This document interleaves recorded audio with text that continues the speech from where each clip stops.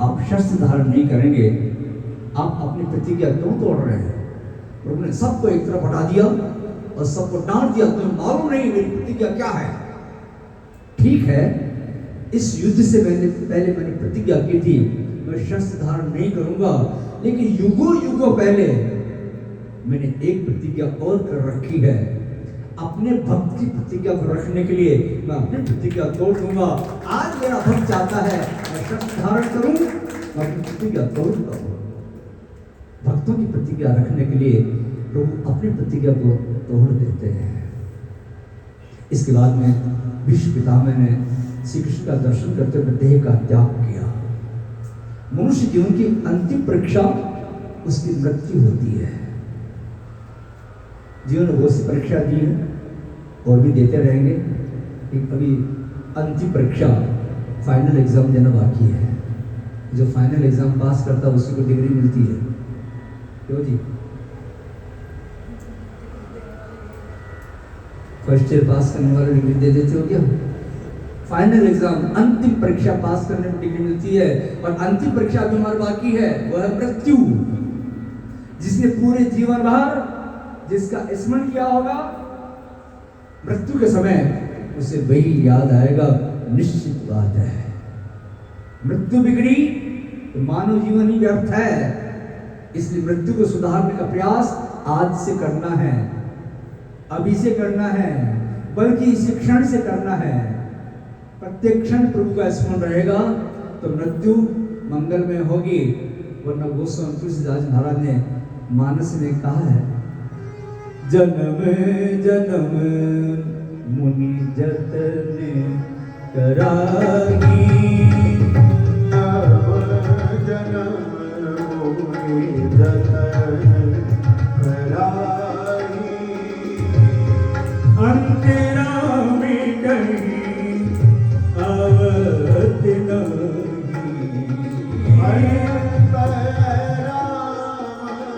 कहीं आवत नहीं, जन्म जन्म होगे, जन्म जन्म होगे, जन्म जन्म होगे, जतन कराही। दूसरी रात लेकर श्री कृष्ण द्वारका पधारे। अगले अध्याय में परीक्षित महाराज के जन्म कथा का वर्णन आया। परीक्षित महाराज दिनों दिन बड़े होने लगे। उस समय विदुर जी तीर्थ यात्रा से लौटे। उन्होंने धृतराष्ट्र को समझाया, अब तुम मोह का त्याग करो और वन में गमन करो। याद करो तुमने पांडवों को मारने के कितने कितने प्रयास किए थे। युधिष्ठिर तो धर्म के अवतार हैं, ये तुम्हारे अपकार का बदला भी उपकार से चुका रहे हैं। सोच समझ करके घर का त्याग कर दोगे तो कल्याण होगा, वरना काल के धक्के खा करके घर छोड़ना पड़ेगा। घर तो छोड़ना पड़ेगा, तो तुम्हें छोड़ दो। धृतराष्ट्र ने विदुर जी के साथ में महल का त्याग कर दिया। तो युधिष्ठिर को मालूम हुआ, उन्हें बड़ा दुख हुआ।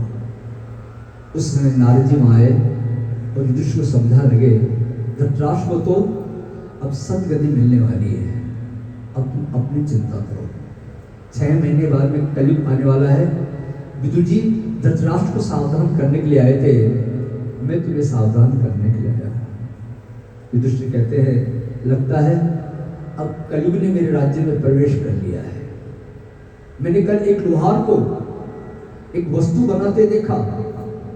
मैंने लोहार से पूछा, भैया क्या वस्तु बना रहे हो? तो लोहार कहने लगा, महाराज ये ताला है। आपके राज्य में अब चोरियां होने लगी है, लोग अपने घरों पर ताले लगाने लग गए हैं। ताला कोई जानता नहीं था उस समय, ताला लगा। उस समय अर्जुन वहां आया, उसके मुख पर तेज नहीं था। युधिष्ठिर ने पूछा, क्या बात है, तुम्हारे मुख पर तेज नहीं दिखाई दे रहा? श्री कृष्ण कुशल से तो है ना? अर्जुन कहने लगा, श्री कृष्ण स्वधाम गमन कर गए हैं, उनके चले जाने में मेरी सारी शक्ति भी चली गई है, उनकी विरह से मैं दुखी हूं। भगवान के स्वधाम गमन का समाचार सुन करके और यादवों के विनाश का समाचार सुनकर महाराज युधिष्ठिर ने परीक्षित को राजसिंहासन बैठाया और स्वयं पांडव स्वर्गारोहण के लिए हिमालय की ओर प्रयाण कर गए। अब महाराज परीक्षित धर्मारूढ़ होकर प्रजा का पालन करने लगे। एक दिन महाराज परीक्षित दिग्विजय के लिए निकले, सरस्वती नदी किनारे आए। वहां उन्होंने देखा एक काला पुरुष लकड़ी से गाय को और बैल को पीट रहा है। गाय पृथ्वी का स्वरूप है और बैल धर्म का स्वरूप है। गाय रो रही है और कह रही है श्री कृष्ण ने इस पृथ्वी लोक से अपनी लीला समेट ली है, इसलिए संसार कलयुग की कुदृष्टि का शिकार हो गया है। राजा परीक्षित समझ गए एक काला पुरुष कली है। उन्होंने उसे मारने के लिए धनुष बाण उठाया। उस समय कली उनके चरणों में गिर पड़ा। अपनी शरण में आया समझ कर राजा परीक्षित से कहा, तू मेरी शरण में आ गया है इसलिए मैं तुझे छोड़ देता हूँ, लेकिन तू मेरे राज्य में नहीं रहेगा, मेरे राज्य के बाहर चला जा। कली कहने लगा, महाराज मैं आपकी शरण में आया हूँ, मुझे तो रहने का स्थान दीजिए। तो राजा परीक्षित ने 4 जगह रहने का स्थान दे दिया। तुम 4 जगह रह सकते हो। जूत में जहाँ धुआं खिली जाती हो और तुम रह सकते हो, हिंसा में तुम रह सकते हो, पर स्त्री संग में तुम रह सकते हो और मदिरापान में तुम रह सकते हो। कली कह लगा, महाराज मैं अकेला नहीं आया, मेरा पूरा परिवार मेरे साथ में आया है। ये 4 स्थान तो कम है, 1 स्थान और दीजिए। और 4 स्थान जो आपने दिए हैं ये सब अपवित्र हैं, 1 स्थान ऐसा दीजिए जो कि पवित्र हो है। तब राजा परीक्षित ने स्वर्ण में रहने की अनुमति दे दी। तुम स्वर्ण में भी रह सकते हो। स्वर्ण में रहने का मतलब यह नहीं है सभी स्वर्ण में कली का वास है, नहीं। अधर्म आचरण से प्राप्त धन, अनीति से प्राप्त सोना अपने साथ में कली लेकर के आता है। एक दिन राजा परीक्षित की वह मुकुट पहनने की इच्छा हुई जो उनके दादा ने बक्से में बंद कर दिया था। वो जरासंध का मुकुट था, अनीति से प्राप्त सोना था। मुकुट को पहनते कली ने उसमें प्रवेश कर लिया। राजा परीक्षित की बुद्धि नष्ट हो गई। राजा परीक्षित शिकार खेलने के लिए वन में गए। रास्ते में भूख प्यास सताने लगे। शमी किसी का आश्रम पड़ा, सोचा शायद आश्रम पर कुछ जलपान मिलेगा। इस सोच के आश्रम पर आए। उस समय शमी ऋषि समाधि में बैठे थे।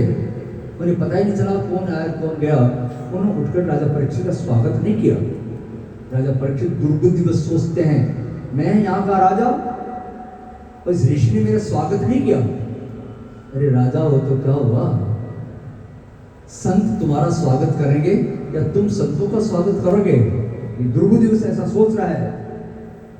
दुर्बुद्धिवश उसने मरा हुआ सर्प उठाया और ऋषि के गले में डाल दिया, तपस्या का अपमान कर दिया। महल में आए, महल में आकर मुकुट उतारा।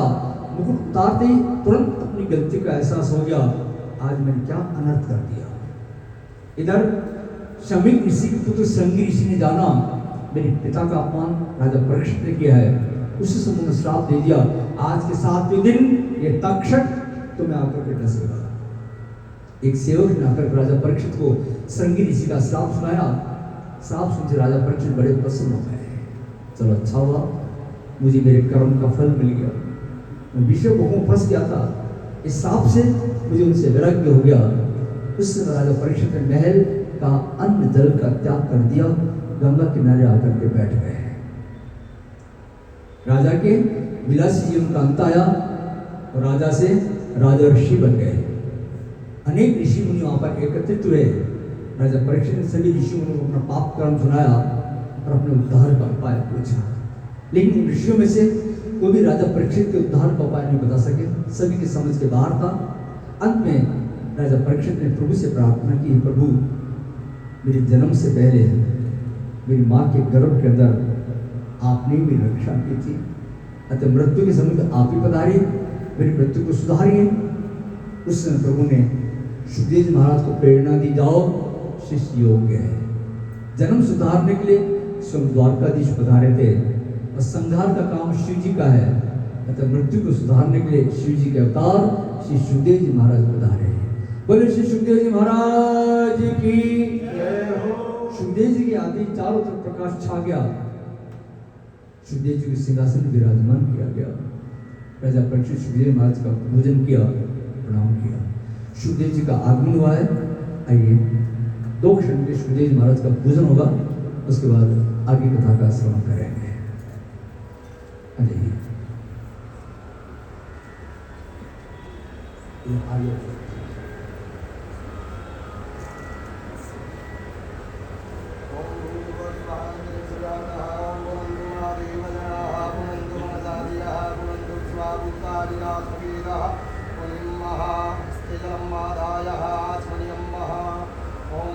शिवाय नमः, ओम माधवाय नमः, ओम नारायणाय नमो नमस्तु वृक्षल्लोलिताय नमो नमः, ओम भूर्भुवस्वास्तिक्षमादाय, ओम नमः जम्बवाय जमयो भवाय च नमः, शंकराय च महेश्वराय च नमः, शिवाय च शिवधराय च, ओम भूर्भुवस्वः साक्षात् श्रीरुद्ररूपाय श्री सुखदेवजी महाराजाय नमो नमः। अक्षरं समर्पयामि, अक्षरं दृष्टानं समर्पयामि। ओम तुदवालः सर्वतुदवालो मणिवादध्यात्मिनः स्वदाय रुद्राय पशुपतये गणाय भवलिता नमो रुद्राः वार्जन्याः। ओम भूर्भुवस्वः सुखोदलिशानं समर्पयामि, वस्त्रं समर्पयामि। ओम सुजातो ज्योतिराजः धर्मवरुदः दीर्घागुंसः त्रयोदनी वदनमानि धर्मसि। ओम भूर्भुवस्वस्त्रं समर्पयामि, वस्त्रं दिगन्तं समर्पयामि। ओम त्वं रंध्रभागन त्वं इंद्र त्वं बृहस्पति सोमजघार्मविरुतं महा गन्धं समर्पयामि, गन्धं त्रिगुणाक्षरं समर्पयामि, नैवेद्यं समर्पयामि। ओम नाभ्यादिरन्तरिक्षपुञ्जीष्णोऽयौ हौषमौर्धः मधुगाभो मृदिशः द्रोद्रातदा लोकानगलपयन्नः। नैवेद्यं समर्पयामि, नैवेद्यं दक्षिणां समर्पयामि।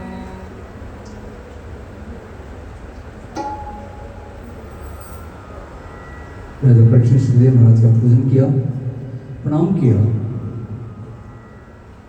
और अपना पाप कर्म सुनाया। गुरुदेव, जिस जीव की मृत्यु सन्निकट हो, मृत्यु सामने खड़ी हो, उस समय उस जीव का क्या कर्तव्य होता है? वो किसका स्मरण करे, किसका ध्यान करे?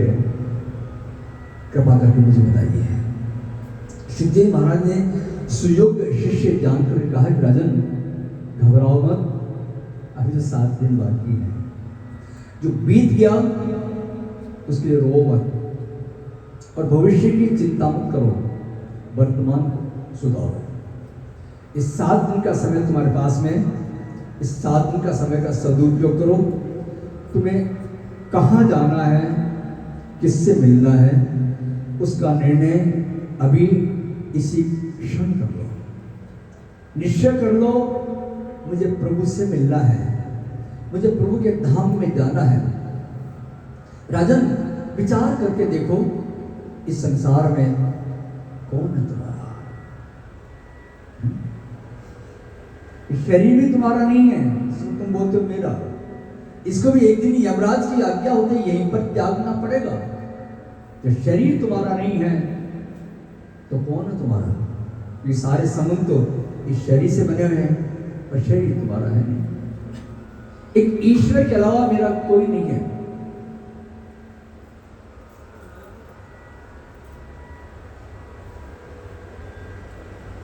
ईश्वर ही मेरे हैं। हरि का भजन करो, हरि है तुम्हारा। ईश्वर के अलावा मेरा कोई नहीं। हरि का भजन करो, हरि है तुम्हारा। हरि के भजन बिना, हरि के भजन बिना नाही गुजारा। हरि का भजन करो, हरि है तुम्हारा। हरि का भजन करो, हरि है तुम्हारा। हरि का भजन करो, हरि है तुम्हारा। हरि के भजन बिना, हरि के भजन बिना नाही गुजारा। हरि का भजन करो हरि है तुम्हारा हरि का भजन करो हरि है तुम्हारा हरि नाम से तेरा काम बनेगा हरि नाम से तेरा काम बनेगा हरि नाम ही तेरे साथी चलेगा हरि नाम ही तेरे साथ चलेगा हरि नाम लेने वाला हरि नाम लेने वाला हरि का है प्यार हरि का भजन करो हरि है तुम्हारा हरि का भजन करो हरि है तुम्हारा सुख दुख भोगे जाओ लेखा सब मिटाते जाओ सुख दुख भोगे जाओ लेखा सब मिटाते जाओ हरि गुण गाते जाओ हरि को रिझाते जाओ हरि गुण गाते जाओ हरि गौरी जाते जाओ वही हरि दीन बंधु वही हरि दीन बंधु वही हरि करुणा सिंधु वही हरि करुणा सिंधु सबका है प्यार हरि का भजन करो हरि है तुम्हारा हरि का भजन करो हरि है तुम्हारा हरि के भजन बिना हरि के भजन बिना नाही गुजारा हरि का भजन करो हरि है तुम्हारा हरि का भजन करो हरि है तुम्हारा हरि है तुम्हारा हरि है तुम्हारा राजन, मैंने भी सभी शास्त्रों का अध्ययन किया है। सभी शास्त्रों का अध्ययन करने के बाद एक ही सार निकला है, केवल प्रभु का ध्यान करना है। मेरे मन को भी श्री कृष्ण की लीलाएं बलपूर्वक आकर्षित करती है, इसलिए मैंने भागवत शास्त्र का अध्ययन किया है। और आज उस सभी शास्त्रों का सार श्रीमद् भागवत मैं तुम्हें सुनाऊंगा। शुक्रिया महाराज ने शुरू में विराट पुरुष के ध्यान करने की आज्ञा की। विराट पुरुष के ध्यान का मतलब है संपूर्ण जगत को ईश्वर में जानना। ब्राह्मण इस विराट पुरुष के मुख हैं, क्षत्रिय हाथ हैं, वैश्य जंगा हैं, शूद्र पैर हैं और नदियां नाड़ियां। राग द्वेष का नाश इस विराट पुरुष के ध्यान से होगा। जो पूरा संसार ही ईश्वर में है, तो किसी से बैर भाव रहेगा ही नहीं, किसी का अपमान होगा ही नहीं। इसका ध्यान करने पर साधक साध्य में लीन हो जाता है। सुखदेव जी महाराज कहते हैं, राजन, मुक्ति प्राप्त करने के लिए भोगों का त्याग आवश्यक है। भोग भक्ति और ज्ञान दोनों में बाधक है। भोग से क्षणिक सुख मिलता है और त्याग से अनंत सुख की प्राप्ति होती है। राजन, आज तक आपने बहुत बहुत भोगे, अब सभी इंद्रियों को भक्ति रस का पान करो। राजन, ये मनुष्य जन्म उसी का सफल समझो जिसे दोबारा मां के गर्भ के अंदर जाने का अवसर ही ना मिले। अर्थात जो जन्म मृत्यु के चक्कर से सदा सर्वदा के मुक्त हो गया, उसी का मानव जीवन सफल समझो। राजा परीक्षित सुखदेव महाराज से पूछते हैं, गुरुदेव, भगवान अपनी माया से इस सृष्टि की रचना कैसे करते हैं? इस सृष्टि की उत्पत्ति कथा मुझे विस्तार से सुनाइए। सुखदेव महाराज राजा परीक्षित को सृष्टि की उत्पत्ति कथा सुना रहे हैं, जो कि ब्रह्मा जी ने नारद जी को सुनाई थी। सुखदेव जी कहते, राजन, ब्रह्मा जी अपने जन्म स्थान कमल पर बैठ करके सृष्टि की रचना के बारे में सोच रहे थे। चारों तरफ देख रहे थे, चारों तरफ जल ही जल नजर आ रहा था। समझ में नहीं आ रहा था सृष्टि की रचना कैसे की जाए। ऐसे में वो समुद्र की लहरें आपस में टकराई और उन लहरों के टकराव से एक शब्द उत्पन्न हुआ। वो शब्द था हिंदी वर्णमाला का 16वां अक्षर तय और 21वां अक्षर पै। तप तप तप। इस सृष्टि पर पहला शब्द उत्पन्न हुआ है तप। इस सृष्टि का पहला मंत्र है तप। और जो पहले मंत्र को भूल जाता है उसका क्या होता है? जैसे कि पढ़ाई का पहला मंत्र क्या है? पहली बार बच्चों को स्कूल में एडमिशन दिलवाया जाता है, पहली क्लास में मास्टर जी क्या सिखाते हैं? हिंदी में स्वर व्यंजन और अंग्रेजी में अल्फाबेट। उसके बाद आगे की बातें आती है और गणित में गिनती। उसके बाद आगे की बातें आती है। ये पढ़ाई का पहला मंत्र है, स्वर व्यंजन, अल्फाबेट और गिनती। अब कोई व्यक्ति एमएससी की परीक्षा पास कर ले, पीएचडी कर ले, एमए की परीक्षा पास कर ले, उसको कहा जाए कि पहली क्लास में मास्टर जी ने तुम्हें पहला मंत्र दिया था उसको तुम भूल जाओ और फिर हमसे बात करो, तुम्हें क्या आता है? क्या रह गया बाकी? अल्फाबेट को भूल जाओ तो अंग्रेजी में क्या रह गया बाकी? गिनती भूल गए तो गणित में क्या रह गया बाकी? स्वर व्यंजन भूल गए तो हिंदी में क्या रह गया बाकी? ऐसे ही इस सृष्टि में पहला शब्द तुम्हारा तप। और जो तप नहीं करता है, जो तप को भूल जाता है, उसका पतन हो जाता है। ब्रह्मा जी ने सुना मुझे तप करने का आदेश मिला है। ब्रह्मा जी उसी कमल पर बैठकर 1000 वर्ष तक तपस्या करते रहे। उनकी तपस्या से प्रभु प्रसन्न हुए, प्रकट हुए, वरदान मांगने के लिए कहा। ब्रह्मा जी कहते हैं प्रभु आप सभी के अंतःकरण में विराजमान रहते हैं, आप मेरी इच्छा जानते हैं। प्रभु मुझे ऐसा वरदान दीजिए कि मैं कर्तापन के अभिमान, मुझे कर्तापन का अभिमान नहीं आना चाहिए, कर्तापन के अभिमान से रहित होकर के आपकी आज्ञानुसार, आपकी इच्छानुसार मैं आपकी सृष्टि की रचना कर सकूं। प्रभु ने ब्रह्मा जी को चतुश्लोकी भागवत का उपदेश किया। दूसरे स्कंद में 9वें अध्याय में 32, 33, 34, 35 ये 4 श्लोक चतुश्लोकी भागवत के हैं। भागवत केवल 4 श्लोक में है। व्यास जी महाराज ने इन्हीं 4 श्लोकों का 18,000 श्लोकों में व्याख्या की है। आइए तो चतुश्लोकी भागवत का हम स्मरण करें।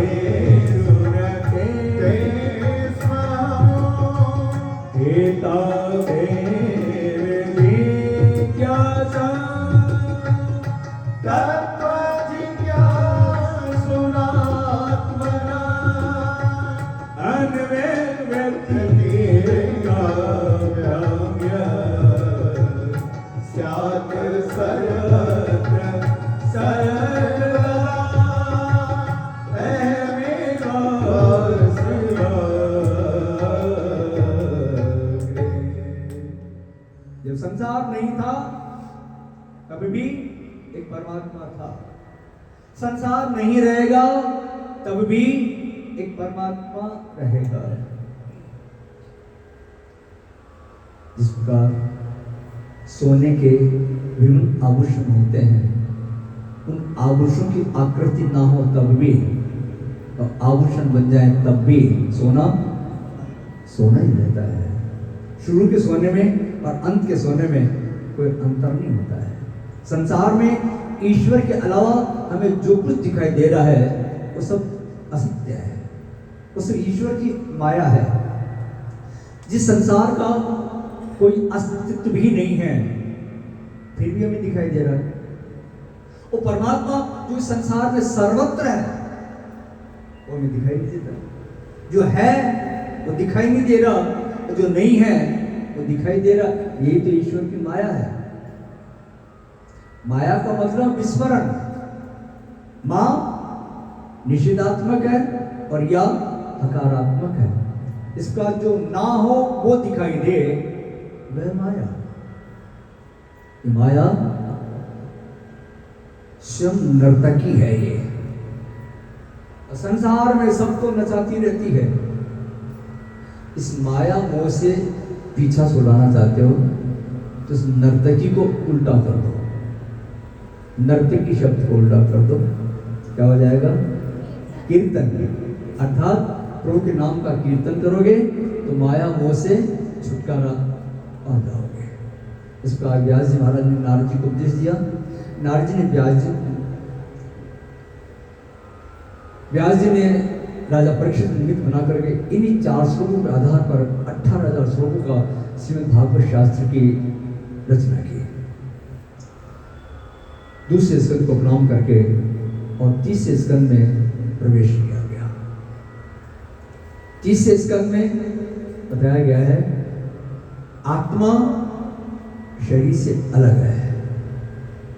आत्मा चेतन है और शरीर जड़ है। इस चेतन आत्मा को ये जड़ शरीर बांध नहीं सकता। ये बात इस संसार में सब जानते हैं, फिर भी इस बात का अनुभव बहुत कम लोग कर पाते हैं।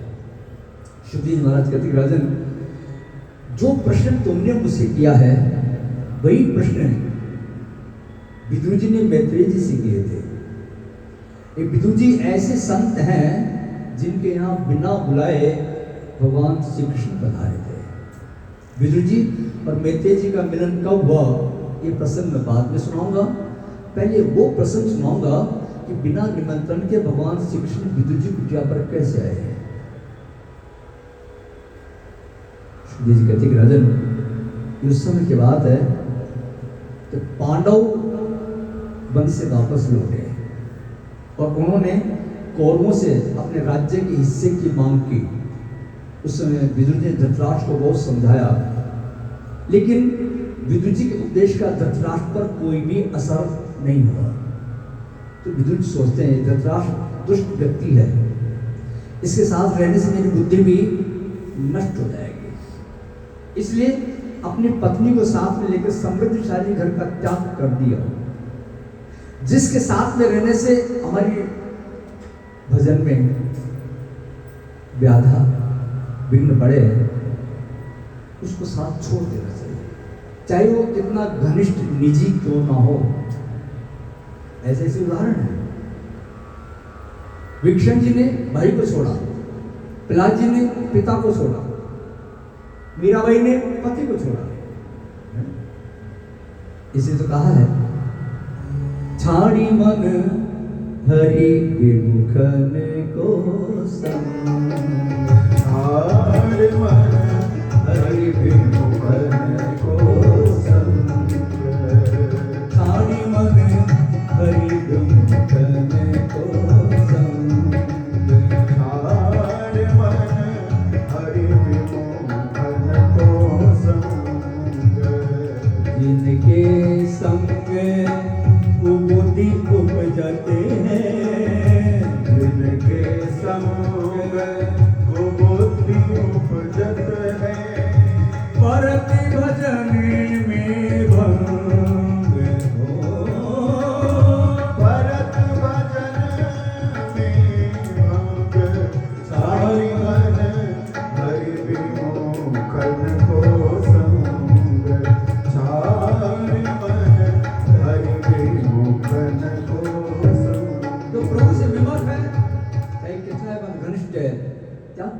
चलिए। विदुर जी ने अपनी पत्नी सुलभा के साथ इस समृद्धशाली घर का त्याग कर दिया।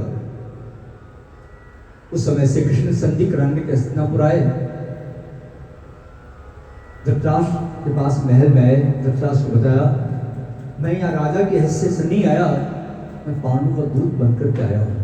पांडु का नाम सुनते दुर्योधन श्री कृष्ण का अपमान करने लगा, अपशब्द बोलने लगा। धृतराष्ट्र कहते हैं, आप इन भाइयों के झगड़े में ना पड़े, भाई अपने आप निपटा लेंगे। आप तो यात्रा से आए हैं, विश्राम कीजिए, भोजन कीजिए। श्री कृष्ण कह लगे, तुम्हारे घर का अन्न खाने पर तो मेरी बुद्धि भी नष्ट हो जाएगी।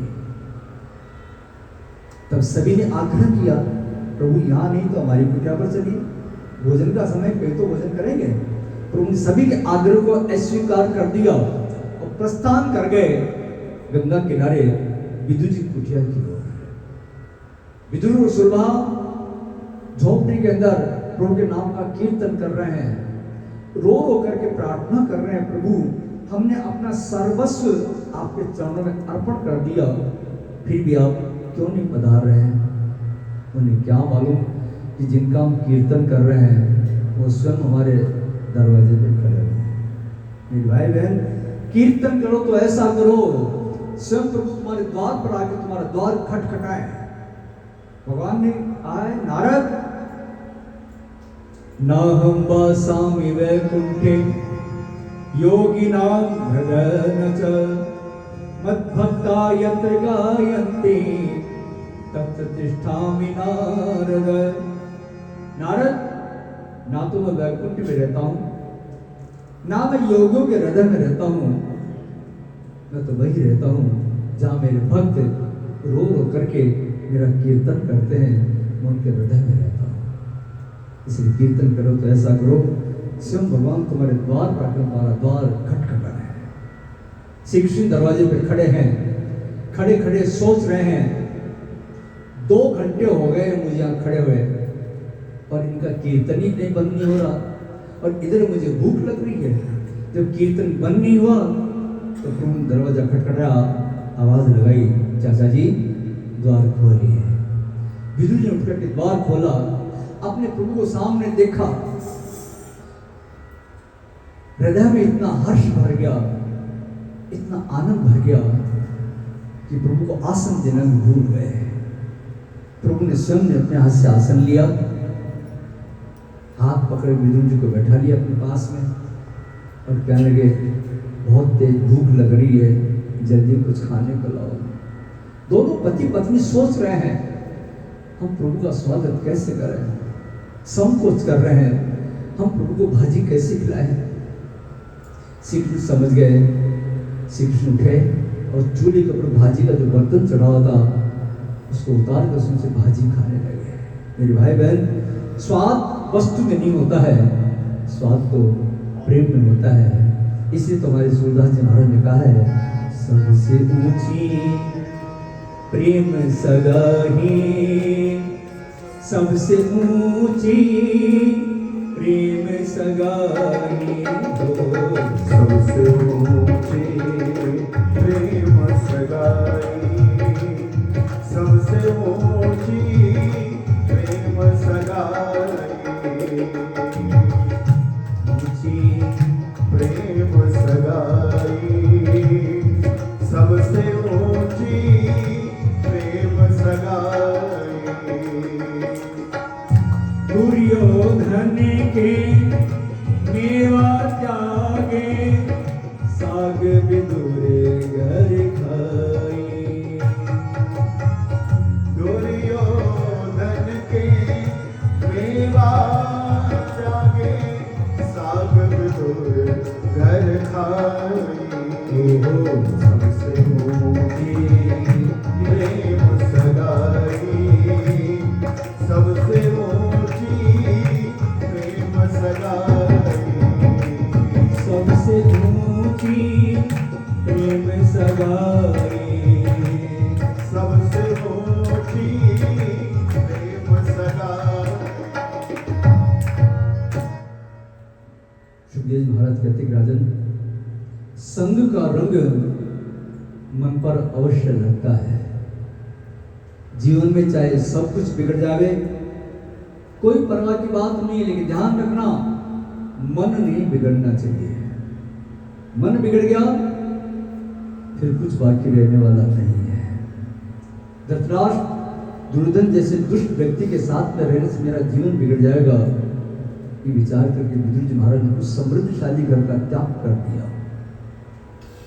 अन्न दोष प्रभु के भजन में बाधक है। जैसा खाओगे अन्न वैसा मरेगा मन। प्रभु जब कृपा करते हैं तब धन संपत्ति नहीं देते हैं, बल्कि सच्चे साधु संतों का सत्संग करवा देते हैं। बिन मोहनी कृपा मिले ही नहीं संता। विदुर जी ने भाजी खाकर के तप किया। तप का पहला चरण जीव पर अंकुश, जिसकी आवश्यकताएं अधिक होगी वो तप नहीं कर सकता। तप करने पर पाप चल जाते हैं। दुख को सहने की शक्ति और क्रोध को पीने की शक्ति सात्विक आहार से आती है। मेरे भाई बहन, जीवन में सुखी होना चाहते हो तो सूत्र को अपना लो। कम खाओ और कम खाओ। निंदा को शांति से सहन करो। दुर्योधन के द्वारा निंदा करने पर विदुर जी ने उसमें प्रभु कृपा का अनुभव किया। विदुर सोचते हैं इस दुर्योधन के अंदर बैठे मेरे प्रभु सबके अंदर विराजमान, मुझे इस कौरवों का साथ छोड़ने का आदेश दे रहे हैं। संत निंदा में भी सार तत्व खोजते हैं। अच्छाई में या अनुकूल पश्चिम जो अच्छाई देखे वो तो साधारण भक्त है, लेकिन बुराई में प्रतिकूल परिस्थिति में जो प्रभु कृपा अनुभव करे वो उत्तम कोटि का वैष्णव है। विदुर जी तीर्थ यात्रा पर निकले। मेरे भाई बहन, तीर्थ यात्रा उसी की सफल होती है जो तीर्थ जैसा पवित्र होकर के लौटता है। अरे तीर्थ यात्रा करने गए, गंगा स्नान करके आए और मन में तुम्हारे वही मैल भरा हुआ है, तो गंगा स्नान बेकार है। गंगा स्नान करके आयो तो गंगा जैसे पवित्र होकर के लौटो, तो तुम्हारा गंगा स्नान सार्थक है, वरना बेकार। विदुर जी तीर्थ यात्रा पर अपने साथ में कुछ भी नहीं लेकर के गए थे, केवल कौरवों का पुण्य लेकर के गए थे, क्योंकि कौरवों ने उनकी निंदा की थी। सह निर्गत है कौरव पुण्य लब्धो। कितना बढ़िया सूत्र दिया भागवत में। कोई तुम्हारी निंदा करे, कोई तुम्हारा अपमान करे, उस निंदा को, उस अपमान को शांति से सहन कर देना। क्या लाभ होगा? बहुत बड़ा लाभ होगा। यदि तुमने उस निंदा को, उस अपमान को शांति से सहन कर लिया, तो जो व्यक्ति तुम्हारी निंदा कर रहा है, जो व्यक्ति तुम्हारा अपमान कर रहा है, उस व्यक्ति के अकाउंट में, यहाँ के अकाउंट में नहीं, परमात्मा के अकाउंट में जो पुण्य जमा है वो तुम्हारे खाते में आके जमा हो जाएंगे, और तुम्हारे खाते जो पाप जमा है उस व्यक्ति खाते में जाके जमा हो जाएंगे, ऑटोमेटिकली ट्रांसफर हो जाते हैं। बड़े बड़े कंप्यूटर लगे उसके पास में। पाप समाप्त हो गए, पुण्य मिल गए। कब? जब निंदा को, अपमान को शांति से सहन करोगे तब। लेकिन सुनते हैं, करते कोई नहीं। इसलिए कहते हैं कथा को सुन करके जीवन में उतारने का प्रयास करो, तभी कथा श्रवण सार्थक होगी। लोग तीर्थों पर जाते हैं और उन वस्तुओं का त्याग करके आते हैं जिनको खाने में अच्छी नहीं लगती है। तीर्थ पर जाते हैं, वही छोड़ के चलो, तो क्या छोड़ के आते हैं? जो बैंगन खाना अच्छा नहीं लगता, बोले मैंने बैंगन खाना छोड़ दिया। बोले करेला को बहुत कड़वा लगता है, मैंने करेला खाना छोड़ दिया। बोले डॉक्टर ने आलू बनता है, मैंने आलू खाना छोड़ दिया। बोले कद्दू की सब्जी अच्छी लगती, बोले कद्दू खाना छोड़ दिया। जो हमें खाना अच्छा नहीं लगता है वो हम छोड़ के आते हैं, जो हमें खाना अच्छा लगता है वो कोई नहीं छोड़ के आता। आज तक किसी ने रसमलाई खाना नहीं छोड़ा होगा? छोड़ा किसी ने रसमलाई खाना? जिस सामने रसमलाई सर्व की हो और बोले महाराज ये तुम गंगा जी गए थे वहाँ छोड़ दिया, सुना नहीं? मेरे भाई बहन, तीर्थ पर छोड़ना है, अपनी प्रिय वस्तु का त्याग करो तो प्रभु प्रसन्न होंगे। और मनुष्य की प्रिय वस्तु क्या है? मनुष्य की बात कर रहे हैं, किसी व्यक्ति विशेष के लिए। मनुष्य की प्रिय वस्तु क्या है? काम, क्रोध, लोभ, मोह, मद, मत्सर्य। खाने पीने की वस्तु छोड़ने से कोई लाभ नहीं होगा। तीर्थ पर छोड़ना है, अपने विषयों का त्याग कर दिया। एक एक तीर पर संकल्प करके एक एक विषय का त्याग कर जाओ। आज से मैंने क्रोध करना छोड़ दिया, आज से मैंने लोभ करना छोड़ दिया, आज से मैंने ईर्ष्या करना छोड़ दिया, आज से मैंने अहंकार करना छोड़ दिया। जीवन का उद्धार हो जाएगा। ये खाने पीने की वस्तु छोड़ने से कोई लाभ नहीं।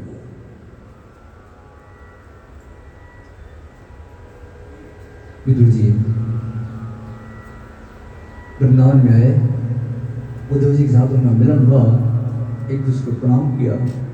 उद्धव जी कहते हैं प्रभु ने मुझे भागवत धर्म का उपदेश किया है और मुझे बद्रिकाश्रम जाने की आज्ञा दी है। विदुर जी कहते हैं प्रभु ने जिस भागवत धर्म का आपको उपदेश दिया है मैं भी सुनना चाहता हूँ। वैसे तो मैं जातिहीन हूँ, लेकिन आप तो कृपा के सागर हैं, दया के सागर हैं, कृपा करके मुझे भागवत धर्म का उपदेश करें। उद्धव जी कहते हैं विदुर जी आपको साधारण व्यक्ति नहीं है। प्रभु जब स्वधाम गमन कर रहे थे तब प्रभु ने वसुदेव, देवकी, रुक्मिणी किसी को याद नहीं किया, लेकिन आपको याद किया। और आपको एक बार नहीं 3 बार याद किया। आपको याद करते प्रभु ने कहा मैंने विदुर के घर जो भाजी खाई थी उसका स्वाद मैं आज तक नहीं भूल पाया। मेरे भाई बहन, जीव ईश्वर को याद करे ये तो सहज बात है, इन स्वयं ईश्वर जीव को याद करे उसी का जीवन वास्तव में धन्य है। इसे भक्ति करो तो ऐसी करो प्रभु को हमारी याद आवे।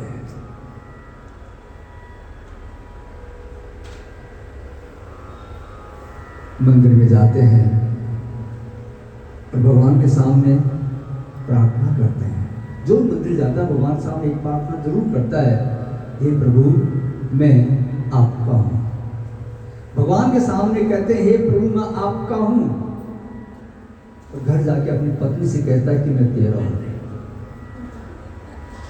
जो मंदिर में प्रभु का था वो घर जाके किसी और का हो गया, भूल गया मैं वास्तव में किसका हूं। प्रभु से ये कोई नहीं कहता है हे प्रभु मैं केवल आपका हूं। केवल शब्द को नहीं लगाता, केवल शब्द तो जानता मैं आपका हूं, पत्नी का भी हूं, पुत्र का भी हूं, माता पिता का भी हूं, परिवार का भी हूं। ध्यान रखना मेरे भाई बहन, जब तक ये मनुष्य किसी और का रहेगा तब तक प्रभु का कभी नहीं हो सकता है। इसलिए भक्ति करो तो ऐसी करो प्रभु को तुम्हारी याद आवे। विदुर जी पूछते हैं क्या सचमुच मुझे प्रभु ने 3 बार याद किया? हाँ विदुर जी आप बड़े भाग्यशाली हैं, आपको याद करते प्रभु ने कहा मैंने सबको कुछ न कुछ दिया लेकिन विदुर को कुछ नहीं दे सका। अतः प्रभु ने मैत्रेय जी को आज्ञा दी जब भी विदुर तुमसे मिले उसे भागवत धर्म का उपदेश करना। प्रभु का संदेश सुनकर के परम भक्त विदुर जी महाराज प्रेम विभोर होकर के रोने लगे। विदुर जी मैत्रेय जी के आश्रम पर चल पड़े और उद्धव जी बद्रिकाश्रम की ओर चल पड़े। मैत्रेय जी के आश्रम पर विदुर जी ने साष्टांग प्रणाम किया।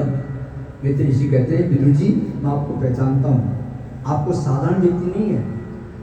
मांडव ऋषि के शाप के कारण आपको दासी पुत्र के रूप में जन्म लेना पड़ा, आप तो यमराज के अवतार हैं। विदुर जी यमराज के अवतार हैं। विदुर जी ने मैत्रेय जी से अनेक प्रश्न किए। ईश्वर करता है फिर वो सृष्टि की रचना कैसे करता है? इस संसार प्रत्येक जीव सुखी होने का प्रयास करता है, ना तो सुख मिलता उसका दुख दूर होता है, ऐसा क्यों होता है? मैत्रेय जी कहते हैं परमात्मा ने माया के स्पर्श कारण संकल्प किया मैं एक से अनेक बनूं, एकोम बहुशा। इस प्रकार पुरुष से प्रकृति उत्पन्न हुई, प्रकृति से महत तत्व उत्पन्न हुआ, महत तत्व से अहंकार उत्पन्न हुआ, पंच तन्मात्र उत्पन्न हुई, पंच तन्मात्रों से पंच महाभूतों की उत्पत्ति हुई। लेकिन तब तो स्वयं कोई काम नहीं कर सकते थे, इसलिए ईश्वर ने इन सब में प्रवेश किया। इसलिए उपनिषद में कहा गया है संसार के प्रत्येक वस्तु में ईश्वर है, इसलिए सारा संसार ईश्वर का मंगलमय रूप है। भगवान की नाभि से कमल उत्पन्न हुआ, कमल में से ब्रह्मा जी प्रकट हुए। ब्रह्मा जी कमल का मुख खोजने का प्रयास करने लगे और चतुर्थ नारायण का दर्शन हुआ। ब्रह्मा जी ने प्रभु की स्तुति की। प्रभु के आदेश अनुसार ब्रह्मा जी ने कठोर तपस्या करके सृष्टि का निर्माण किया, काम को जन्म दिया। काम ने प्रथम अपने पिता को ही मोहित किया। प्रथम ये श्याम मनु और शत्रु रानी, उसमें पृथ्वी रसातल में डूबी हुई थी। ब्रह्मा जी सोचते हैं प्रजा का निर्माण कैसे बसाऊंगा कहाँ, आधार तो चाहिए। तो ब्रह्मा जी की नासिका से वारा भगवान का प्राकट्य हुआ। बोले वारा भगवान की जय हो। वारा भगवान हिरण्याक्ष को मार करके समुद्र से पृथ्वी को बाहर निकाल करके और मनु महाराज को सौंपी और कहा अब तो पृथ्वी पर धर्म का पालन करना। इस प्रकार हमने 12 भगवान कथा का श्रवण किया और आज की कथा का जो प्रसंग है 12 भगवान कथा का इसका प्रसंग है। आज की कथा को वहीं विश्राम देते हुए हम अपनी वाणी को विराम देते हैं। कल पुनः हम 12 बजे कथा श्रवण के लिए एकत्रित होंगे। देखिए थोड़ा समय का ध्यान रखिए, समय पर ठीक समय पर कथा प्रारंभ हो जाए, 12 बजे कथा प्रारंभ हो जाए। कल आगे अपन थोड़ा पूजा और थोड़ा देरी करेंगे, है ना। तो पूजा के बाद आधा घंटा आपको भी चाहिए। आइए 2 क्षण के फूल के नाम का आश्रय लेंगे, उसके बाद आरती बाद प्रसाद लेंगे। सभी मेरे साथ में प्रार्थना करें। मिलता है सच्चा सुख केवल भगवान तुम्हारे चरणों में। मिलता है सच्चा सुख केवल भगवान तुम्हारे चरणों में। यह विनती है पल छिन छिन की रही गान तुम्हारे चरणों में।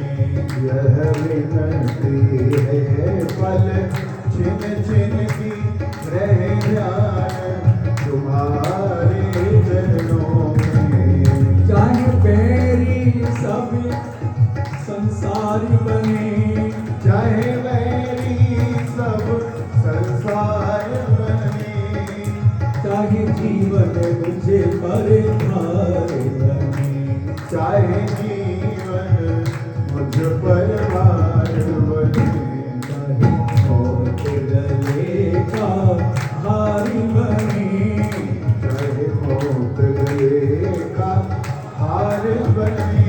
रहे ध्यान तुम्हारे चरणों में। मिलता है सच्चा सुख केवल भगवान तुम्हारे चरणों में।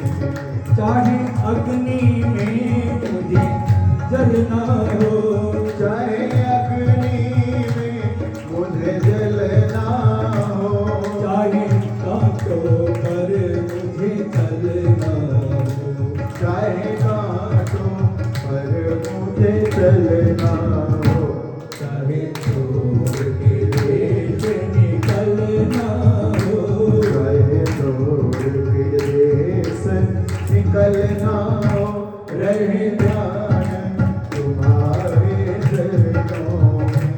मिलता है सच्चा सुख केवल भगवान तुम्हारे चरणों में।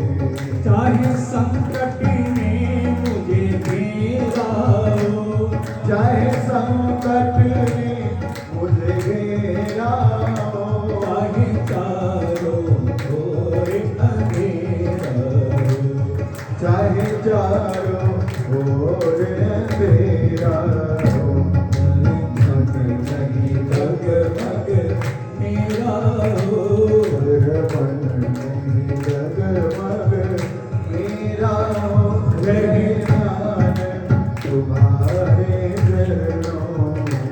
मिलता है सच्चा सुख केवल भगवान तुम्हारे चरणों में। जिब्बा पर तेरा नाम रहे, जीवा पर तेरा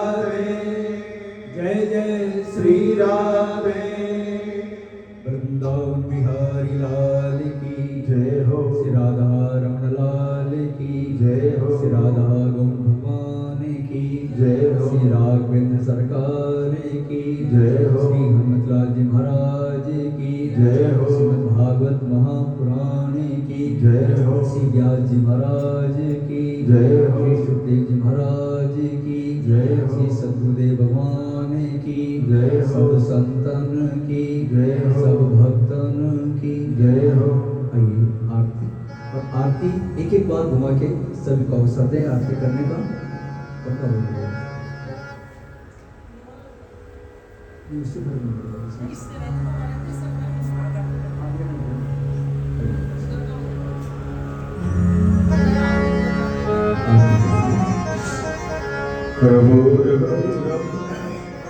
करुणावतारं संसारसारं भुजगेन्द्रहारं सदा वसन्तं हृदयारविन्दे